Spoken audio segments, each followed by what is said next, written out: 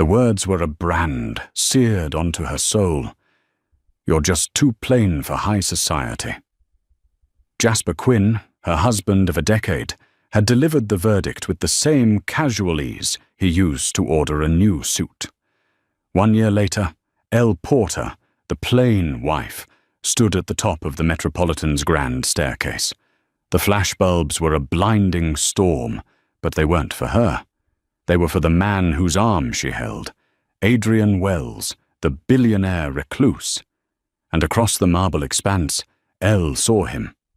Jasper. His face was a mask of disbelief. This wasn't just an entrance, it was a reckoning. The click of the deadbolt felt too final, a sound as sterile and absolute as the penthouse Jasper Quinn was leaving her in. Elle Porter stood in the center of the vast, white living room, surrounded by cardboard boxes. They were not his boxes, they were hers. His things, the bespoke suits, the Art Deco sculptures, the Italian leather-bound and unread books, were all staying. She was the only thing being removed. "It's just optics, Elle. You have to understand." Jasper was fastening the cufflink on his left wrist, a shard of blue lapis. He wasn't looking at her. He was looking at his reflection in the floor-to-ceiling window, which framed a perfect, indifferent New York skyline. "Optics," Elle repeated. The word tasted like ash.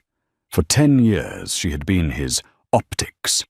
She'd been the quiet, supportive, intelligent wife who organized his chaotic life, who hosted his stiff dinner parties, who corrected the grammar in his aggressive business proposals.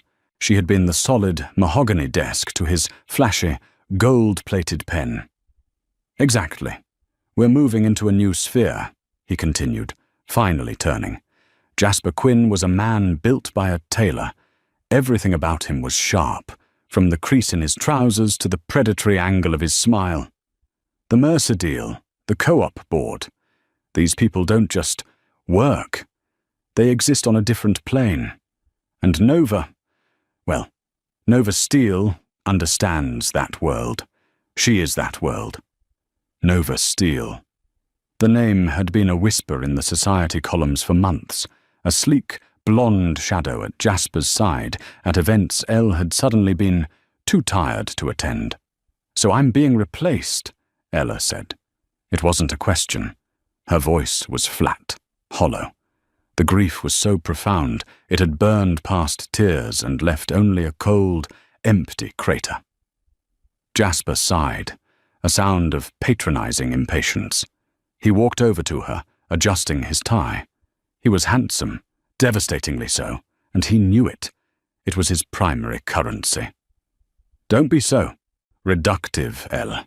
It's not a replacement. It's an evolution." He gestured around the room.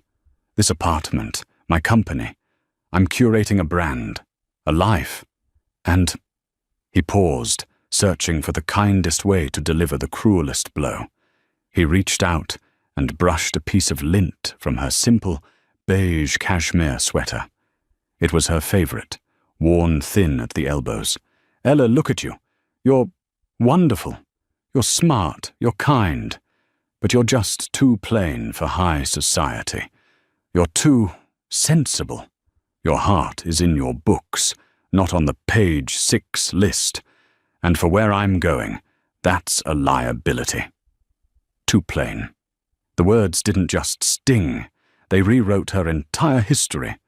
Every night she'd spent researching his business rivals, every dinner she'd cooked when he was on the verge of collapse, every time she'd chosen a simple black dress so he could be the star. All of it was just plain. "I see," she said. And she did. She saw the power imbalance she had ignored for a decade. He was the sun, and she was just a small, dull planet caught in his orbit, allowed to shine only by his reflected light. Now, he was blotting her out. "I've been generous," he said, tapping his briefcase. "The settlement is more than fair. You'll be comfortable. You can, I don't know, open that little bookshop you always wanted." He thought she was that small. A bookshop. Her degree was in art history and chemical conservation. She had, until she'd met him, been one of the most promising young art restorers in the country. She'd given it up to support his dream. "The papers are on the kitchen island with my lawyer's card," he said, moving toward the door. "My assistant has already arranged for your things to be moved to the new apartment in Brooklyn." He hadn't even let her choose it. He was curating her exit. He paused at the door, that perfect, chiseled jaw tight with, what? Not regret. Annoyance. Annoyance that this was taking up 20 minutes of his day. "Don't look at me like that, Ella. It's for the best. You are never happy in this world. You're just not built for it." The door clicked shut. Elle Porter stood alone in the white room for a long time. The silence was absolute. She looked down at her plain sweater. She looked at her sensible hands, hands that could detect a forgery with a single touch, hands that knew how to mix pigments to match a 17th century master. A new feeling, cold and sharp, began to creep into the crater of her grief. It wasn't sadness. It was rage, a quiet, precise, and deeply sensible rage. "We'll see," she whispered to the empty room. "We'll see who's built for what." She walked over to her boxes. She picked up a copy of The Odyssey, her old university copy, its pages soft as cloth. She had been Penelope, the dutiful wife, waiting. No more. It was time to be Athena. The Brooklyn apartment was fine. It was a pre-war 2-bedroom with good light and floors that creaked with character. It was also a world away from the silent, sterile penthouse on the 80th floor. Here she could hear sirens, the shouting of neighbors, the rumble of the F-train. It was the sound of life, and in the first 3 months, Ella hated it. Grief is a disorienting, physical thing. It was a weight in her chest, a fog in her brain. Jasper's words, too plain, had become her internal monologue. She'd look in the mirror and see only what he'd seen: mousy brown hair, eyes that were observant rather than sparkling, a wardrobe built for comfort, not conquest. She had become the woman he'd described. Her only tether was Finn Carter. Finn, her best friend from her post-grad days, owned a small, chaotic gallery in Bushwick. She arrived on Elle's doorstep 2 days after the move, armed with a bottle of industrial-strength tequila and a tactical-level lack of sympathy. "Okay, he's a sociopathic narcissist. We knew this," Finn said, kicking a box out of the way and planting herself on the floor. "The question is, what now? Are you going to let him win? Because right now, you letting that walking, bespoke-suited aneurysm win." "He already won, Finn. He has Nova Steel. He's on the cover of Manhattan Capital magazine. I'm here, with a creak in my floor." Finn poured 2 tumblers of tequila. "He won the battle, Elle. He got the plastic trophy. The war is about your soul. Which, by the way, you were busy auctioning off for a decade to a man who thinks Rothko is a new brand of vodka." That one stung because it was true. "What do you want, Elle? Really? Before him?" Elle looked at her hands, still soft from disuse. "I wanted to work. I wanted to make things beautiful again. I wanted to save things." "Good," Finn said, pushing a glass into her hand. "Save yourself first. Then get back to work. I've got a lead for you. A small project. A collector. Very private. Needs a consultant to look at a few pieces before a private auction." For 6 months, Elle worked. She threw herself into the cocoon of her old passion. She set up a small studio in her spare bedroom. The acrid, familiar smell of solvents and linseed oil was a balm. She took small jobs, cleaning smoke damage off a 19th century landscape, relining a delicate canvas. She worked with a new, fierce, burning discipline. Every brushstroke was an act of defiance. Every chemical analysis that revealed a forgery was a small, sharp victory. She was rediscovering the woman she'd been, a woman of substance, of skill, a woman who was anything but plain. She rebuilt her life with the same precision she used on a painting. She started running along the East River, the cold air a shock to her system. She cut her hair into a sharp, intelligent-looking bob. She swapped her beige sweaters for dark, architectural pieces. She wasn't dressing for society. She was dressing for herself. She avoided the news, but the world wouldn't let her. Jasper and Nova were the city's new darlings. Their engagement party was a multi-page spread. Nova, dripping in diamonds, was everything Elle was not. Loud, blonde, and dazzlingly, dangerously sharp. Then the invitation came. A thick, cream-colored cardstock embossed with the seal of the Metropolitan Museum, the Metropolitan Benefactors Ball. Elle stared at it. It had been sent to her studio address. She was invited as Elle Porter, not Mrs. Jasper Quinn. It was a courtesy invitation, a low-level art professional ticket. She was supposed to be grateful. She was about to throw it away when Finn called. "Did you get the lead from that private collector?" Finn asked, all business. "What lead? I thought you were just being a friend." "Ella, I'm always your friend. But I'm also your agent, apparently. The private collector. The big one. He's been testing you with these small, anonymous jobs for the last 2 months." Elle's blood went cold. "What jobs? The Dutch miniature? The prelim analysis on the Soutine?" "Yep, he's been vetting you. And you passed, you brilliant idiot. He's impressed. He wants to meet you. His name is Adrian Wells." Elle dropped the invitation. Adrian Wells. The Adrian Wells, the tech billionaire who had disappeared from public view 5 years ago. The man who was rumored to have the most significant private art collection in the world. A man more powerful than 1,000 Jasper Quinns. He wants to meet me. Tomorrow, 10 a.m., his private storage facility. And Elle? Finn's voice was low and serious. "Wear your good boots, the ones that sound like you're coming to collect a debt." Elle looked at the invitation to the gala, then at her reflection in the dark window. The plain woman was gone. A restorer was looking back, and she was ready for her next project. The address wasn't a building, it was a fortress. A climate-controlled, anonymous concrete monolith in a part of Queens that taxis didn't like to go to. Elle Porter, wearing the black, ankle-high leather boots Finn had approved of, gave her name to a voice in a steel box. The massive windowless door slid open with a pneumatic hiss. The man waiting inside was not what she expected. He wasn't a tech bro in a hoodie or a withered, old-money scion. Adrian Wells was in his late 40s, tall, and possessed a stillness that was almost unnerving. He was dressed in a simple, dark grey Henleyan jeans, and he was standing in front of a painting that made Elle's heart stop.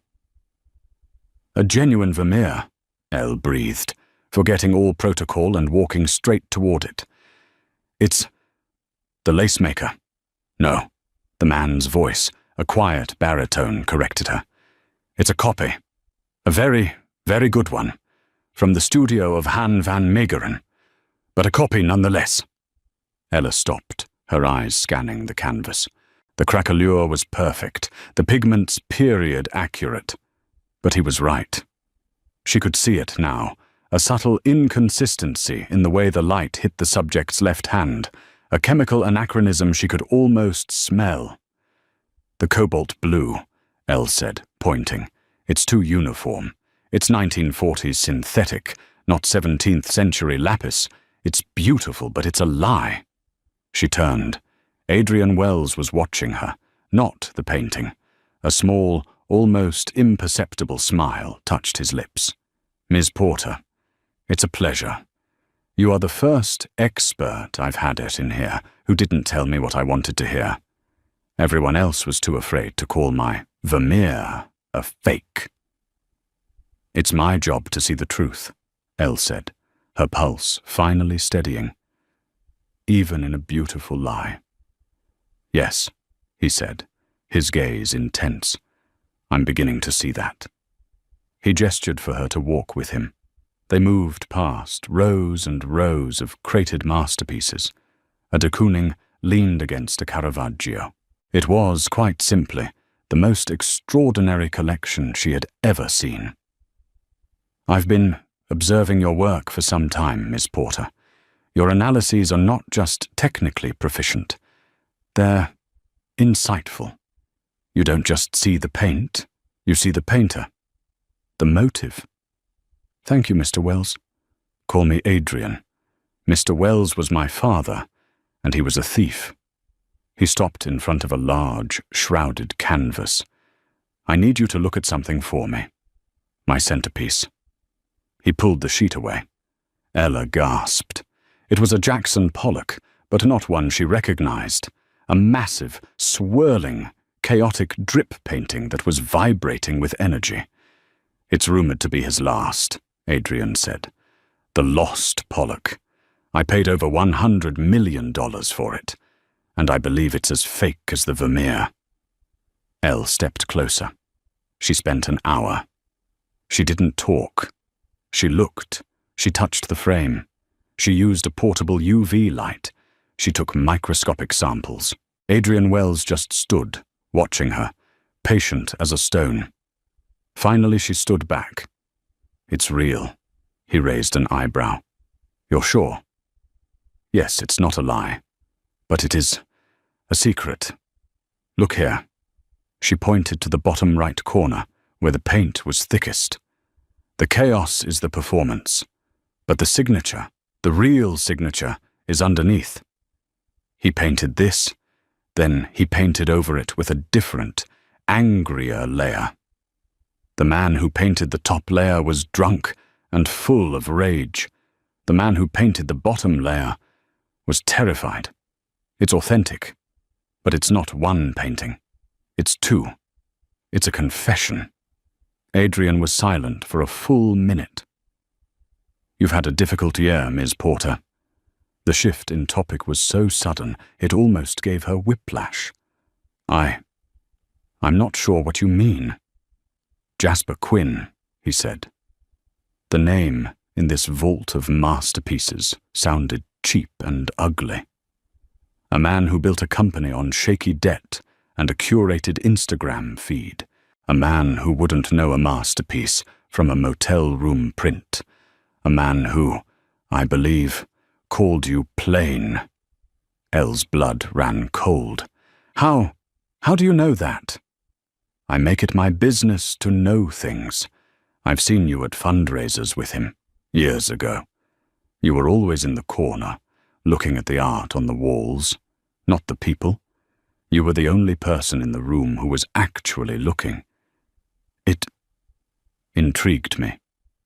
He stepped closer. "Jasper Quinn is a fool. But he's also a problem.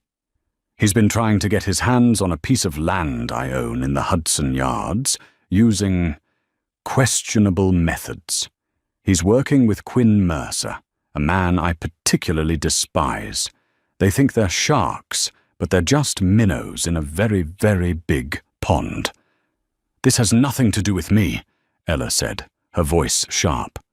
"I am not his wife. I am not his problem anymore." "Oh, I disagree," Adrian said, that quiet intensity back. "You're his solution. Or rather, mine." He picked up a thick, cream-colored envelope from a nearby table.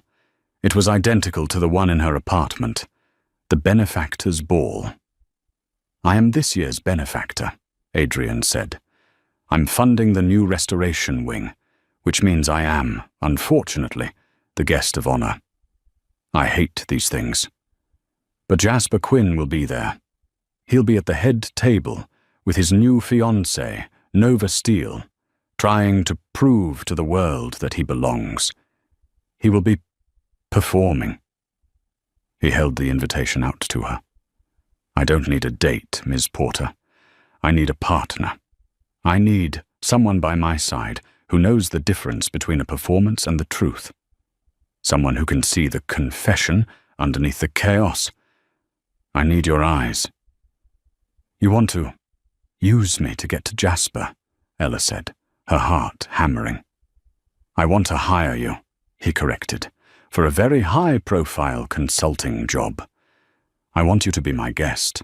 I want you to stand next to me, look at the art, talk to the curators, and tell me what you see. And if in the process, the sight of you on my arm causes Jasper Quinn to lose his composure and make a very stupid business mistake, well, that's just a happy bonus. It was a power play.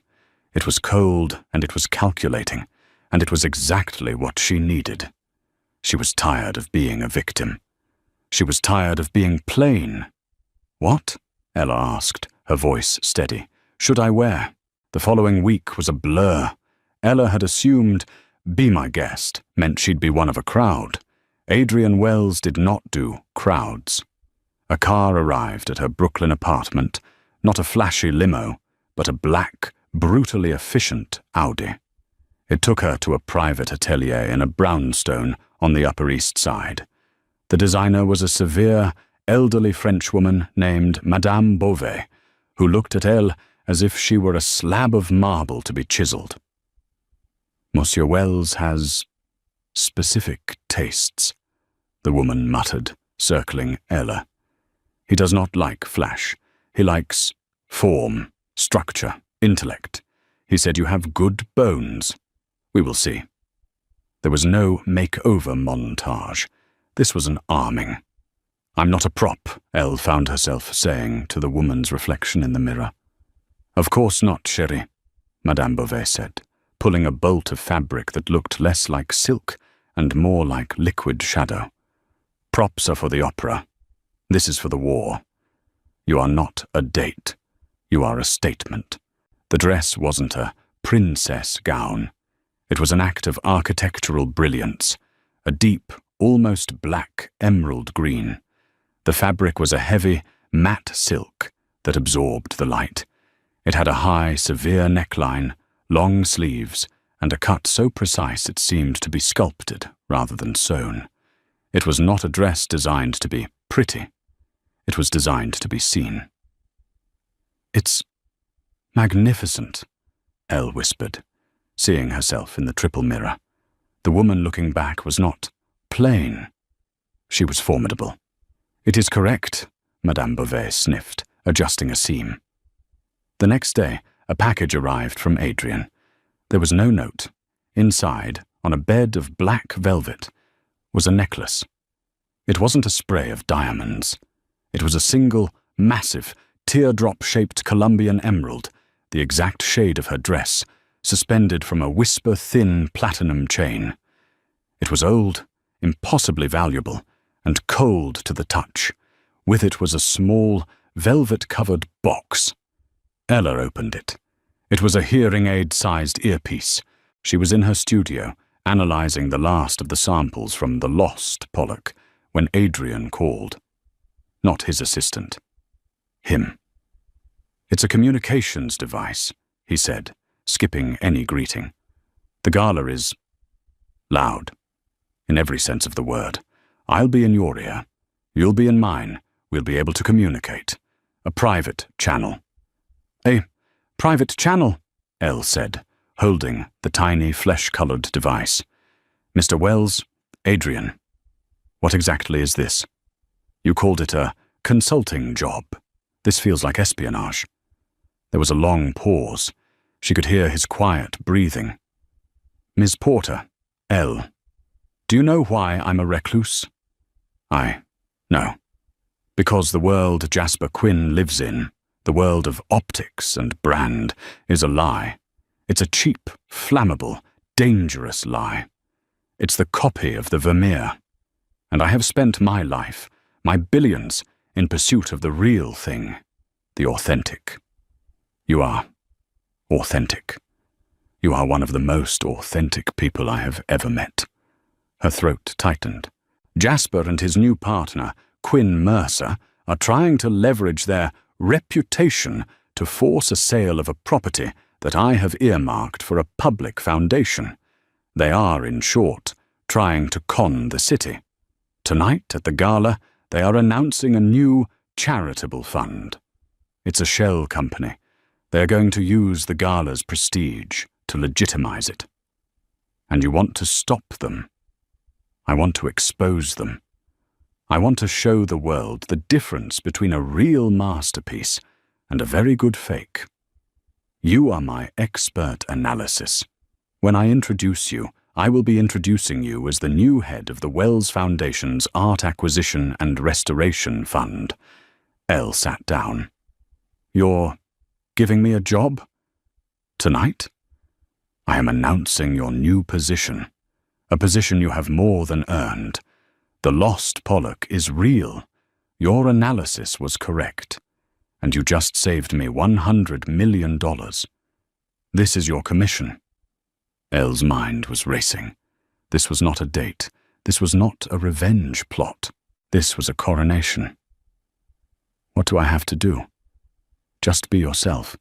Be the woman who saw the truth in the Vermeer. Look at the people. Look at the art. And tell me what you see. When Jasper, or Nova, approaches you, and they will, I will be right there, in your ear. You will not be alone. The night of the gala, Elle stood in her small Brooklyn apartment, fully dressed. The emerald rested against her collarbone, a cool, heavy weight. It was her armor. She looked in the mirror. The plain woman was a ghost. The sensible wife was a memory. The woman in the mirror was a queen, a restorer. A car horn honked gently outside. She touched the earpiece, hidden by her hair. I'm ready, she said, to no one, and to everyone. The steps of the Metropolitan Museum of Art were a human river, a chaotic flood of silk, diamonds, and ambition. The air was electric with the pops of flashbulbs and the murmur of 1,000 conversations. Ella had been here before, trailing in Jasper's wake, a beige shadow clutching a program. Tonight, she was the storm. The Audi, which had no right to be there, pulled past the line of glittering Rolls-Royces and stopped directly at the foot of the red carpet. A security guard, seeing the car, moved to wave it on, then saw the discreet W logo on the windshield. He stiffened and personally opened the door. Adrian Wells stepped out. A hush fell over the press line. He was here, the recluse, the myth. He turned and offered his hand to the car. Ella placed her hand in his. His grip was warm and firm. She stepped out. The first reaction was confusion. The cameras, hungry for a starlet or a society heiress, paused. Who was this woman? She was not on their list. She was not a name. She was just beautiful. But not in the way they understood.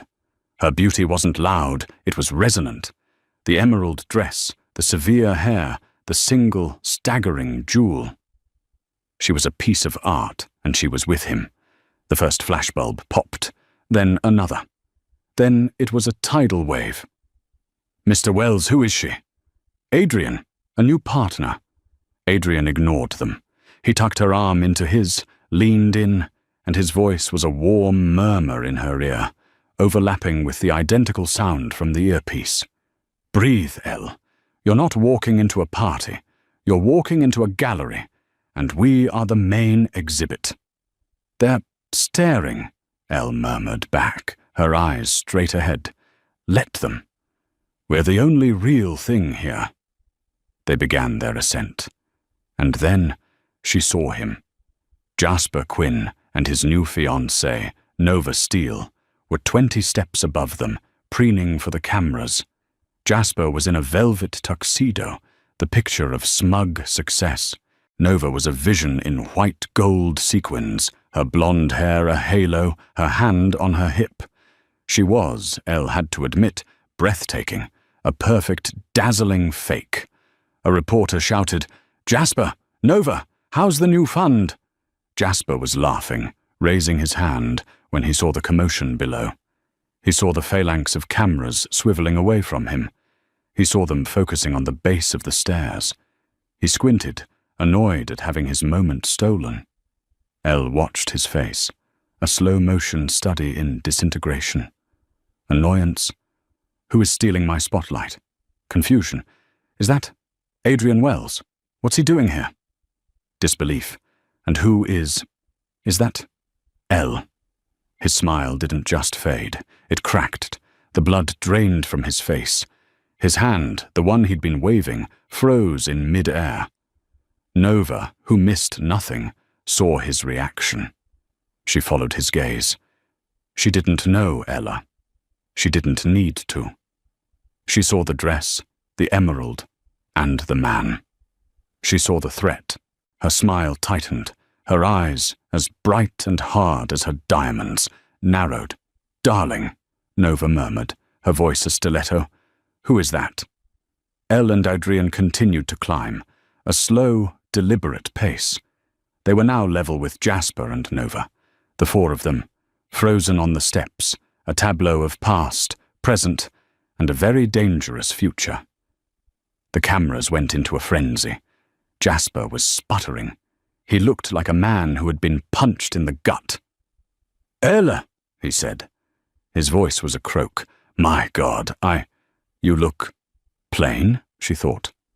"Hello, Jasper," Elle said. Her voice was cool, clear, and carried perfectly in the sudden hush. She gave him a small, polite, devastatingly indifferent smile. "You remember my ex-husband, Jasper Quinn," she said to Adrian. Adrian looked at Jasper, not with anger, but with the mild, dismissive curiosity one might give a piece of broken furniture. "Quinn," he said, a single, sharp syllable of dismissal. He then turned to Ella, ignoring Jasper entirely, and offered his arm again. "The curators are waiting, Miss Porter." "Shall we?" "Of course, Mr. Wells," she replied. She didn't even look back as they swept past him, past the frozen, furious Nova, and into the grand hall. The power imbalance, so vast and unshakable in that white penthouse a year ago, had just been inverted. As the doors closed behind them, she heard Adrian's voice in her ear, laced with a dark, satisfied humor. "Checkmate," he said. "In one move." "The game's not over," Elle murmured, as the warmth of the gala washed over them. "Oh, I know," he replied. "This is just the opening." The great hall was a sea of glittering, judgmental faces. The theme was restoration, and the irony was so thick Elle could taste it. "The air in here," Elle murmured into her comm. "It smells like expensive perfume and quiet desperation." With a top note of, "Who can I betray to get ahead?" Adrian's voice replied, a phantom in her ear. He was, at the same time, smiling at a passing senator. The whispers started immediately. "That's her? With him? I thought she was... well, you know." A terrifyingly thin woman with a face like a dried apple rushed up to them. "Adrian, darling, you came, and you brought a friend." "Eliza," Adrian said, his smile not reaching his eyes. "This is not my friend. This is Elle Porter, the new head of the Wells Foundation Restoration Fund. She's the foremost expert on pigment analysis in the country. She'll be overseeing the new museum wing." The woman's jaw surgically tightened, somehow managed to drop. Oh my, a working woman. How novel." "The future is novel, Eliza. You should try it." As they moved through the crowd, Elle felt a new, unfamiliar power. She was no longer Jasper's wife. She was Elle Porter, the expert. People who had looked through her for a decade were now desperately trying to catch her eye. They found their table. Table 1. Front and center. Jasper and Nova were at the same table. Of course they were. Jasper was already drinking, heavily. Nova was composed, but her eyes were flinty. She was rapidly reassessing the evening. "Ella," Jasper said, rising unsteadily as she and Adrian sat. This is quite the surprise.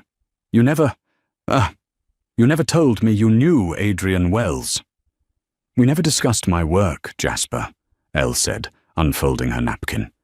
"You found it plain, remember?" The shot landed. Jasper flinched as if she'd slapped him. Nova, ever the predator, saw her opening. She leaned across the table, her diamond earrings catching the light. "Well, I think it's marvelous. Reinvention. It's the currency of this city, isn't it?" Her smile was all teeth. "You must be so grateful to Adrian. He's known for picking up strays and turning them into whatever this is." The insult was precise, designed to reframe Elle as a pet, a project. Before Elle could respond, Adrian's voice was in her ear. "Don't take the bait. She's not the target. Look left. The man with Jasper. That's Quinn Mercer. The partner." Elle turned. Quinn Mercer was a thick-set man with a politician's smile and shark's eyes. He was whispering urgently to Jasper. "Elle," Adrian said, his public voice cutting in. He gestured to the floral centerpiece. "What do you think of the arrangement?" Elle understood. It was a prompt. "It's excessive," Elle said, looking at the explosion of orchids. "It's designed to hide the fact that the stems are rotting in the water. All flash, no foundation." She saw Quinn Mercer's head snap toward her.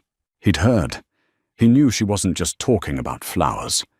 The dinner was a blur of polite, venomous conversation. Then Jasper, his face slick with sweat and entitlement, followed Ella as she went to the powder room. He grabbed her arm in the hallway, his grip surprisingly strong. "What is this?" he hissed, his eyes wild. "What are you doing? Is this some revenge? You're humiliating me." "Let go of my arm, Jasper," Ella said, her voice lethally quiet. "No, I want to know what you're playing at. You think you can just show up on his arm and what? Steal my life? Steal your life?" Elle laughed, a cold, sharp sound. "Jasper, you gave me my life. You threw me away, remember? You told me I wasn't good enough. You told me I was plain. I was under pressure. I didn't mean not like that. You meant it exactly like that. You just never, in your wildest dreams, imagined that plain meant I had a brain, that I had a skill, that I was, in fact, so far out of your league you couldn't even see me." She ripped her arm from his grasp. "You are not my problem anymore, Jasper. You're just a bad investment, a forgery, and the art world has a way of dealing with forgeries."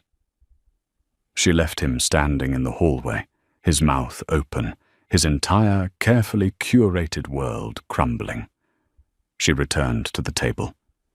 Nova was watching her, a look of cold, calculating assessment in her eyes.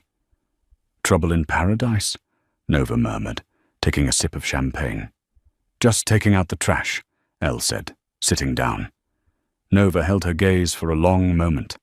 Then, slowly, she raised her glass. "To restoration, then." Elle's comm buzzed. "The auction is starting," Adrian's voice said.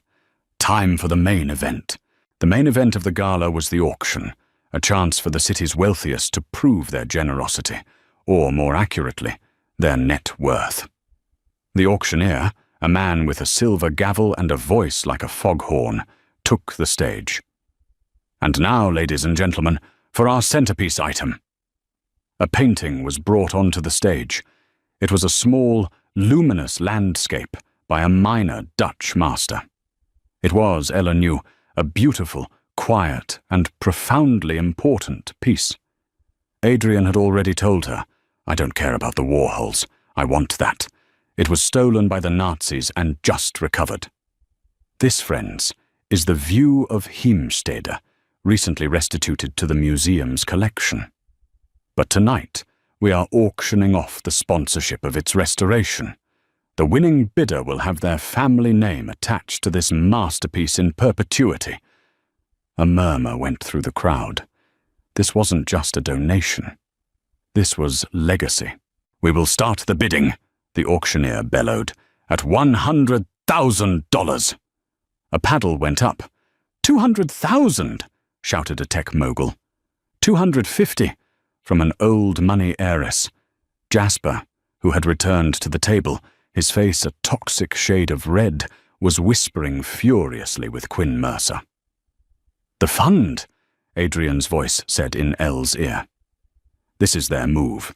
They're going to buy the sponsorship with their new charitable fund to legitimize it." 300,000! Jasper's voice, too loud, too aggressive. He raised his paddle. "Jasper Quinn, for the Quinn Mercer Foundation." A smattering of polite applause. Adrian, sitting next to Ella, hadn't moved. He hadn't even picked up his paddle. 350, from the heiress.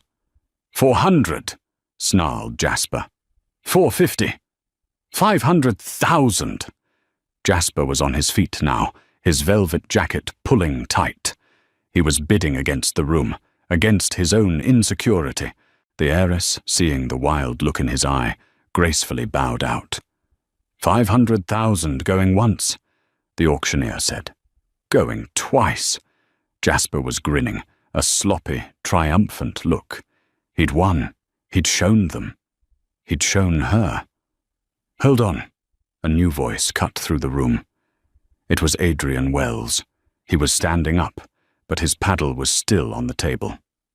"I believe I am the underwriter for this event," Adrian said, his voice quiet but amplified by the microphone. "And I believe I have the right to amend the terms." The room went silent. "The painting," Adrian said, "is a masterpiece, and its restoration should not be handled by just anyone. It requires an expert." He turned and looked at Ella. "I will bid $1 million, Adrian said, "on one condition. The restoration and the plaque will not be sponsored by me. It will be credited to the woman who will personally oversee the work. I bid $1 million on behalf of Ms. L. Porter." It was a nuclear bomb. The room exploded in gasps. Elle's heart stopped. This wasn't the plan. Jasper's face was a mask of pure, unadulterated hatred. He had been beaten, humiliated, and his ex-wife, his plain ex-wife, was the one holding the gavel. $1 million, the auctioneer stammered. Going, 1.5 million, Jasper screamed. The room gasped again. This was madness. Quinn Mercer grabbed Jasper's arm. "What are you doing? We don't have the liquidity." "Shut up," Jasper snarled, shaking him off. "I will not be beaten by her." Adrian looked at Ella. His face was calm, but his eyes were dancing. He gave her a subtle nod. Ella picked up Adrian's paddle. "Number 1. She stood up. The room, which had been buzzing, went dead silent. She was grace, she was form, she was the emerald green embodiment of power. "Mr. Wells," she said, her voice carrying across the entire hall, "has been generous, but he's a tech man. He thinks in zeros. A restorer thinks in value." She looked directly at Jasper, the broken man who had called her plain. "This piece," she said, "is not about the money. It's about the truth. It's about restoring what was lost." She held the paddle high.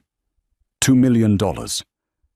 It was her voice, her bid, her power.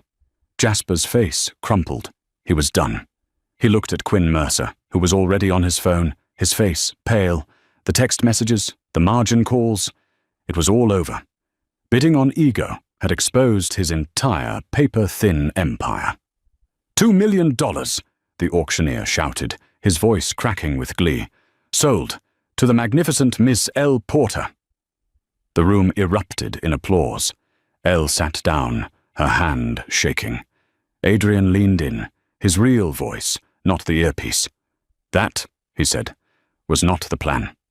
It was a confession, Ella whispered, her heart hammering.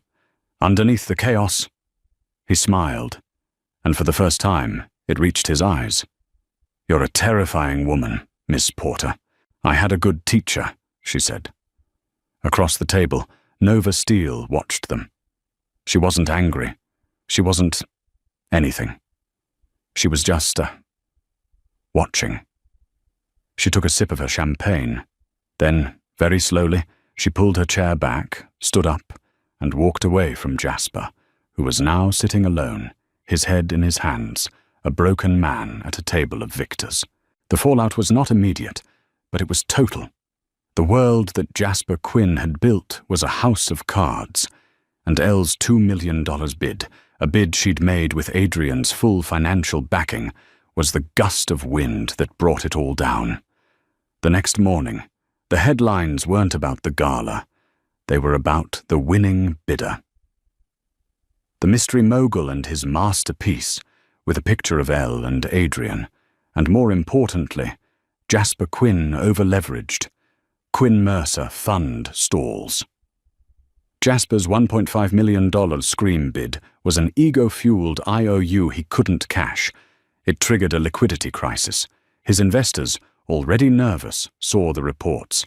They saw him lose a bidding war to his ex-wife. They saw weakness. Quinn Mercer, seeing the ship was sinking, did what sharks do. He fed. He initiated a hostile takeover, a move he'd been planning for months, using Jasper's gala night meltdown as the breach of fiduciary duty he needed. 2 weeks later, Elle was in her Brooklyn studio, now the official, and much larger, headquarters of her expanding restoration business. Finn was managing the books, which had grown exponentially. The view of Heemstede was on a secure easel in the corner, her first and most important client. The buzzer rang. Finn went to get it. Ella, you need to see this, Finn said, her voice strange. Jasper Quinn was standing in the doorway. He was diminished. The bespoke suit was still there, but it was rumpled. His skin was grey. The predatory confidence was gone, replaced by a hollow, desperate exhaustion. They won't let me in my office, he said, his voice a rasp. Mercer, he locked me out. My own building. Jasper, what are you doing here? Elle asked. She was not angry. She was not triumphant. She felt nothing. A vast, clinical emptiness. You. This was you, he whispered, stepping into the studio. He looked around at the solvents, the canvases, the high-tech analysis equipment. All this. This is what you were doing. While you were with me, I was supporting you, Jasper. This is what I did after. No. He shook his head, the logic of his collapse finally clicking into place. Wells. He wanted the Hudson Yards property. He used you. He used you to destroy me. Adrian Wells never used me, Jasper, Elle said, turning to face him. He hired me. He paid me for my expertise. He gave me a seat at the table. You just wanted me to set it. He stared at her, the reality of her words hitting him. The woman in front of him was not the plain wife he'd discarded.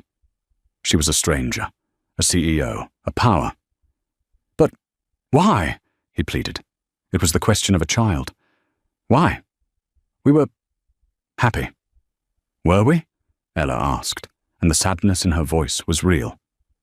Or was I just quiet? Was I good at being your plain little shadow so you could feel tall? Ella, please. He took a step toward her. I'm ruined. Mercer is taking everything. Nova left. She took the ring. She took the dog. A small, hysterical laugh bubbled in Elle's chest.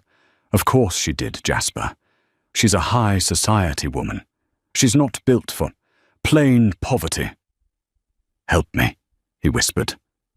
He actually reached for her hand. You're with Wells. You're on the museum board. You can talk to them. You can tell them it was a mistake, a misunderstanding. This was it. The final reckoning. The moment of his deepest betrayal. He hadn't come to apologize. He had come for one more thing. Elle looked at his hand, the manicured fingers, the lapis cufflink. A different one, but the same arrogance. She thought of the decades she'd spent, shrinking herself to fit into his life. She did not pull her hand away. She simply let his hang in the air, unanswered. I can't help you, Jasper. You won't. No, I can't. My plain little world, the one you discarded. It turns out it has rules. It has integrity. It has consequences. You don't restore something by lying about what it is. You built a life on a lie, and it just collapsed. That's not my fault. That's just gravity. He stared at her, his eyes hollow. The last flicker of hope died. He had nothing left to leverage. You are plain. He spat, his last pathetic venom. You're just plain cruel. No, Jasper, Ella said, turning back to her painting. I'm just done. Finn, show Mr. Quinn out. He didn't move. Finn, ever practical, put her hand on his chest. Let's go, buddy. The past is closed.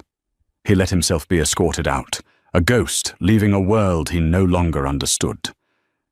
Elle was left alone with the 17th century masterpiece. She picked up a fine hair brush, dipped it in a cleaning solvent, and with a surgeon's steady hand, she began the delicate, meticulous work of restoring the sky. 6 months later, the Porter Restoration and Analysis Gallery opened in Soho. It wasn't a gallery in the traditional sense. It was a working space, a high-tech lab, and a private consultancy, all hidden behind a discreet, sand-blasted glass door. The opening was the most exclusive and most understated event of the New York art season. Elle stood in the center of the main room, which currently held the view of Heemstede, on a central, perfectly lit wall. The plaque next to it read, Restoration by L. Porter. She wore a simple, cream-colored silk dress. Her hair was a little longer. She looked happy. Not triumphantly, aggressively happy, but settled. At peace. Adrian Wells was in the corner, talking to a curator from the Louvre. Their partnership had evolved. It was not a romance, not in the traditional sense. It was something rarer, a meeting of minds. He was her patron, her partner, and her most challenging client. He respected her intellect, and she was perhaps the only person in the world not afraid of him. You did it, he said, coming over to her, a rare, genuine smile on his face. He handed her a glass of champagne. We did it, she corrected. No, you. I just opened the door. You're the one who walked through it and rebuilt the entire house. He looked at the painting. It's perfect. The sky. It's like I can breathe it. It was always there, Elle said, just hidden under 100 years of grime. The bell on the door chimed. Finn, who was managing the door, looked up, and her eyes went wide. Elle turned. Nova Steele was standing in the doorway. She was not the gala Nova. Her hair was pulled back. She wore a severe black pantsuit. She was, as always, stunning. But she was subdued. And she was alone. The room, filled with the quiet murmur of art world heavyweights, went silent. Nova walked directly to Ella, ignoring everyone else, including Adrian. She stopped in front of Ella. Miss Porter. Ella. Her voice was a low, steady alto. Nova. Ella was perfectly composed. Nova looked at the painting. Then at Elle. "Jasper, I heard he's in Switzerland.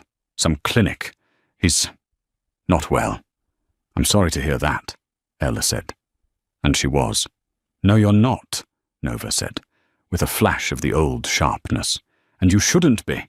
He was a fool, a beautiful, charismatic, and profoundly stupid fool. I miscalculated. We all make bad investments," Ella said. Nova laughed, a genuine, surprising sound. "So we do." She looked around the gallery, her sharp eyes taking in the technology, the clientele, the power. "I'm in a transitional phase," Nova said. "My assets were tied to his. I'm reinventing. Again. The currency of this city," Elle murmured, remembering. "Exactly. And I find myself in possession of a few pieces that my new patron is looking to liquidate. Quietly. A few minor impressionists, a Pissarro, a Sisley, all with complicated provenances." Elle felt Adrian stiffen beside her. He was about to step in to tell this woman to leave. Elle put a hand on his arm. "I've got this." She looked at Nova, the ultimate society woman, the perfect, beautiful fake. But fakes, Elle had learned, were just confessions, and Nova was confessing something. She was a survivor. "You're not here to sell art, Nova," Elle said.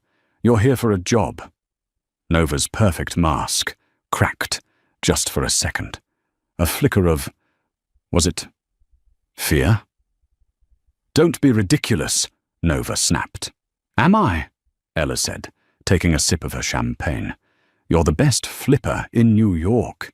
You know everyone. You know who's rising, who's falling. You know where the bodies are buried. You know where the art is buried. You're a walking, talking, perfectly dressed high society surveillance system." Nova was speechless.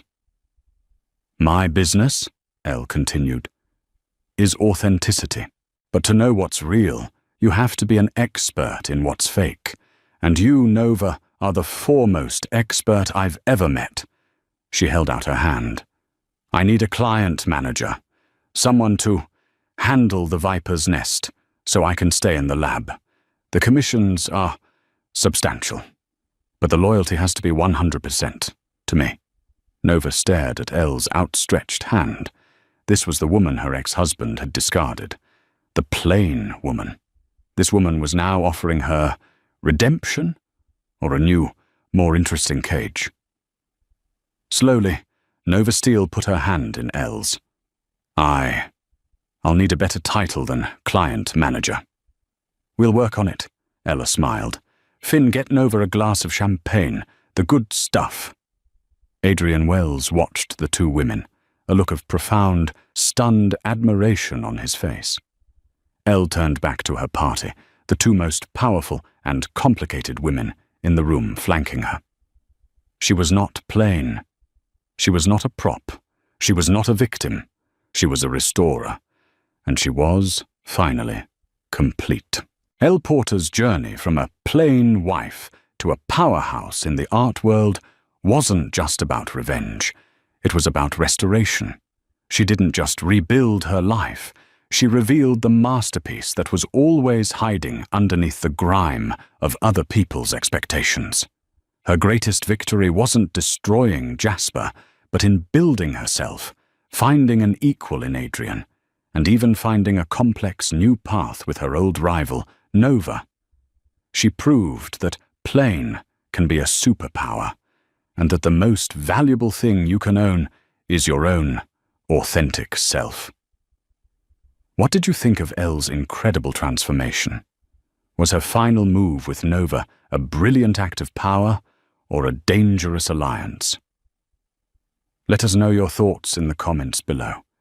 And if you loved this story of betrayal, power, and ultimate redemption, please like, share, and subscribe for more.